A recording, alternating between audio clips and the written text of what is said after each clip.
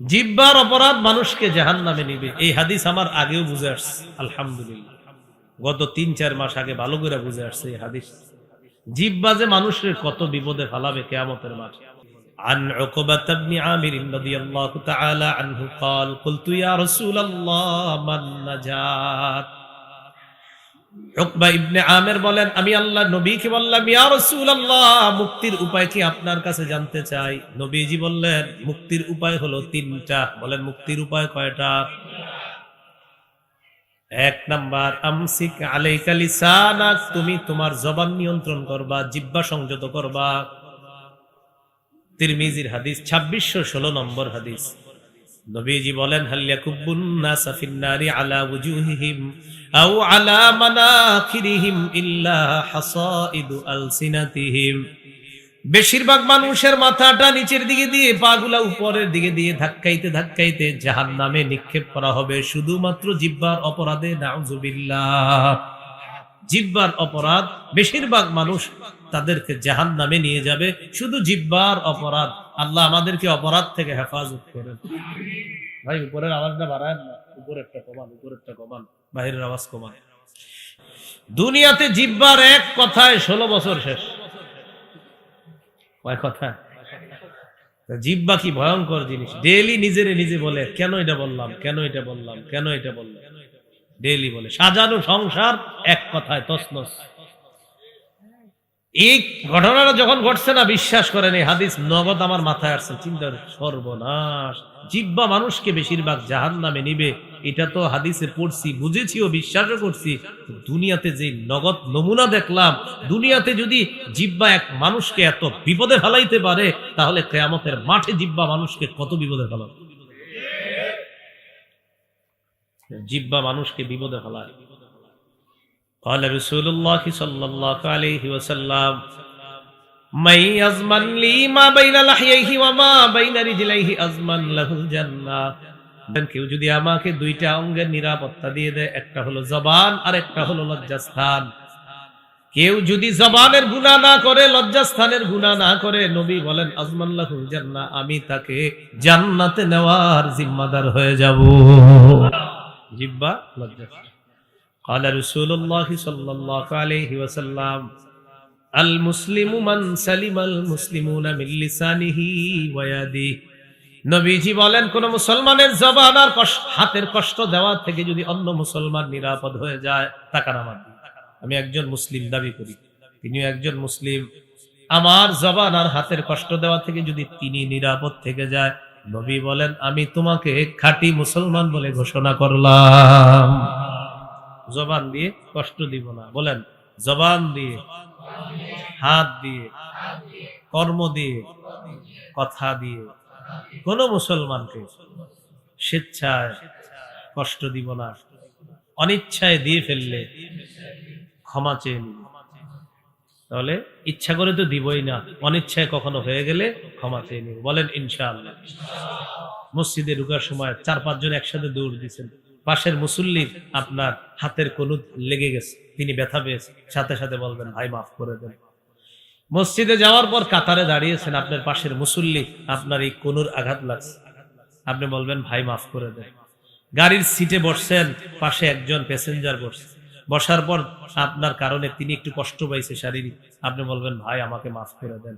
ভাই, জবান আর হাতের কষ্ট দেওয়া থেকে অন্যকে নিরাপদ রাখেন, আল্লাহ আপনাকে মরার সাথে সাথে নিরাপত্তা দেওয়া শুরু করবেন।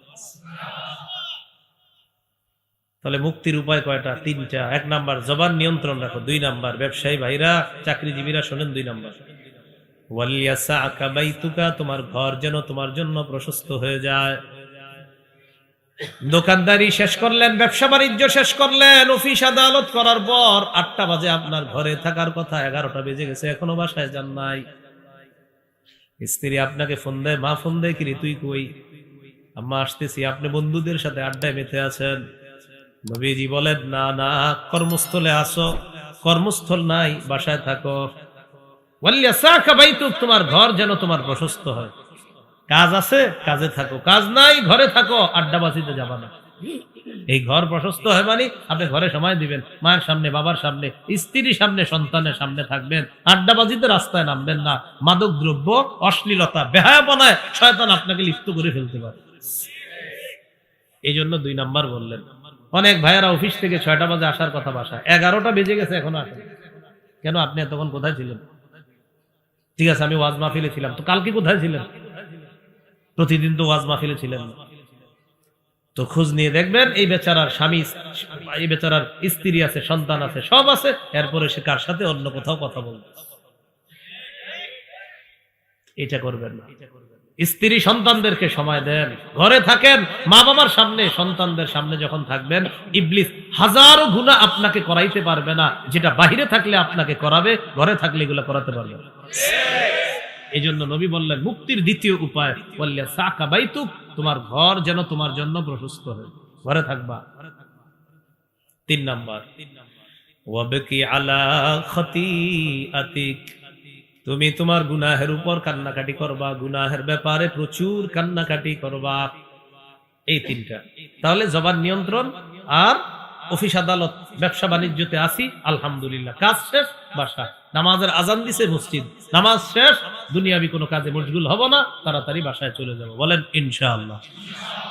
এইভাবে জীবনটা 1 মাস চালায় দেখেন, দেখবেন কত আনন্দের, কত সুন্দর, কত সুন্নতি জীবন, অসাধারণ এক ভালো লাগা মনের ভিতরে কাজ করবে। আগে বলতেন হুজুর হতাশা পেরেশানিতে আছি, আপনার পেরেশানি কোন দিক দিয়ে চলে যাবে নিজেও বুঝতে পারবেন। হাদিসের একটা কিতাব আছে আল জামিউস সগীর, এই কিতাবের 8655 নম্বর হাদিস। হাদিসের বর্ণনাকারী আনাস ইবনু মালিক রাদিয়াল্লাহু তাআলা। প্রিয় ভাইয়ারা, এই হাদিসটি একটু মন দেন কি বলে। চোখের পানি কখনো মাটিতে ফেলছেন? মানে আপনার চোখের 1 ফোঁটা পানি মাটিতে পড়ে গেছে, এরকম যদি হয় আর। عن أنس بن مالك رضي الله تعالى عنه قال قال رسول الله صلى الله عليه وسلم من ذكر الله خاليا ففاضت عيناه, কোন ব্যক্তি আল্লাহকে স্মরণ করছে, আল্লাহকে স্মরণ করার পর তার 2 চোখ দিয়ে পানি আসছে, আল্লাহকে স্মরণ করছে, চোখে পানি আসছে। হাত্তা ইউসিবাল আর, এই চোখের পানি যদি জমিনের মধ্যে পড়ে যায়, 1 ফোঁটাও যদি জমিনের মধ্যে পড়ে যায়, নবীজি বলেন লাম ইউআযিবুহুল্লাহু ইয়াউমাল কিয়ামাহ, আল্লাহ তাআলা কিয়ামতের ময়দানে তাকে আযাব দিবেন না। নাসাইর বর্ণনা 3108 নম্বর হাদিস। عن أبي هريرة رضي الله تعالى عنه قال قال رسول الله صلى الله عليه وسلم لا يلج النار رجل بكى من خشية الله حتى يعود اللبن في الدار। নবীজি বলেন উলান থেকে দুধ বের হওয়ার পর এই দুধ উলানে ফিরে যাওয়া যেমন অসম্ভব, কোন ব্যক্তি যদি আল্লাহর ভয়ে কান্নাকাটি করে এই ব্যক্তিও জাহান্নামে যাওয়া অসম্ভব। উলান থেকে দুধ বের হওয়ার পর এই দুধ যেমন উলানে আর ফিরে যাবে না, কোন ব্যক্তি আল্লাহর ভয়ে কান্না করবে সেও জাহান্নামে প্রবেশ করবে।